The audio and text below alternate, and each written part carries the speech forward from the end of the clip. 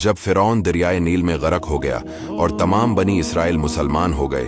और जो हज़रत मूसा अलैहिस्सलाम को इत्मीनान नसीब हो गया, तो अल्लाह ताला का हुक्म हुआ कि आप बनी इसराइल का लश्कर लेकर अर्ज़ मुक़द्दस बीतल मुक़द्दस में दाखिल हो जाएं।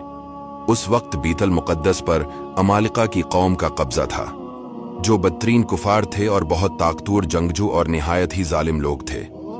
चुनांचे हज़रत मूसा अलैहिस्सलाम 6 लाख बनी इसराइल को हमराह लेकर कौम अमालिका से जिहाद के लिए रवाना हुए,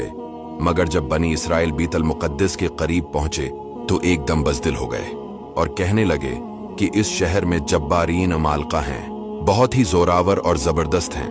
लिहाजा जब तक ये लोग शहर में रहेंगे हम हरगिज़ शहर में दाखिल नहीं होंगे। बल्कि बनी इसराइल ने मूसा अलैहिस्सलाम से यहां तक कह दिया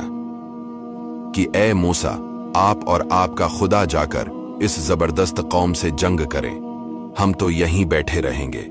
बनी इसराइल की जबान से ये सुनकर हजरत मूसा अलैहिस्सलाम को बड़ा रंज और सदमा हुआ और आपने बारी ताला के दरबार में ये अर्ज किया, ए रब, मेरे मुझे अख्तियार नहीं मगर अपना और अपने भाई का, तो हमको इन बेहुक्मों से जदा रख।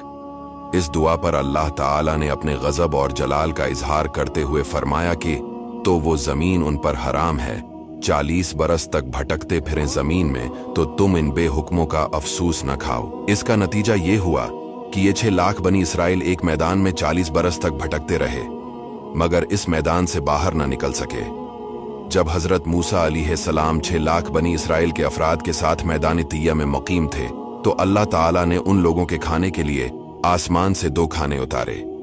एक का नाम मन और दूसरे का नाम सलवा था। मन बिल्कुल सफेद शहद की तरह एक हलवा था, या सफेद रंग की शहद ही थी जो रोजाना आसमान से बारिश की तरह बरसती थी, और सलवा पक्की हुई बटीरें थीं जो दखनी हवा के साथ आसमान से नाजिल हुआ करती थीं। अल्लाह ताला ने बनी इसराइल पर अपनी नामतों का शुमार कराते हुए कुरान मजीद में इरशाद फरमाया, और तुम पर मन सलवा अतारा। इस मन सलवा के बारे में हजरत मूसा का ये हुक्म था कि रोजाना तुम लोग इसको खा लिया करो और कल के लिए हरगिज इसका जखीरा मत करना। मगर बाज ज़ईफ एतिकाद लोगों को ये डर लगने लगा, अगर किसी दिन मन सलवा ना उतरा तो हम लोग इस बेआबू गया चटील मैदान में भूखे मर जाएंगे।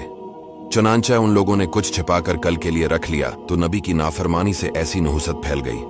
कि जो कुछ लोगों ने कल के लिए जमा किया था वो सब सड़ गया और आइंदा के लिए इसका उतरना बंद हो गया। इसीलिए हुजूर अक़दस सल्लल्लाहु अलैहि वसल्लम ने इरशाद फरमाया कि बनी इसराइल ना होते तो न खाना कभी खराब होता और न गोश्त सड़ता। खाने का खराब होना और गोश्त का सड़ना इस तारीख से शुरू हुआ, वरना इससे पहले न खाना बिगड़ता था न गोश्त सड़ता था। इस वाक़या को कुरान मजीद ने बार बार मुख्तलिफ उन्वानों के साथ बयान फरमाया है, मगर इसके बावजूद भी हजरत मूसा अलैहिस्सलाम की मोहब्बत है और शफक़त बनी इसराइल पर हमेशा रही कि जब ये लोग मैदान तैया में भूखे प्यासे हुए तो हजरत मूसा अलैहिस्सलाम ने दुआ मांगकर उन लोगों के खाने के लिए मन सलवा नाजिल कराया और पत्थर पर अस्सा मारकर 12 चश्मे जारी करा दिए। इससे हजरत मूसा अलैहिस्सलाम के सब्र और आपके तहम्मुल का अंदाजा किया जा सकता है।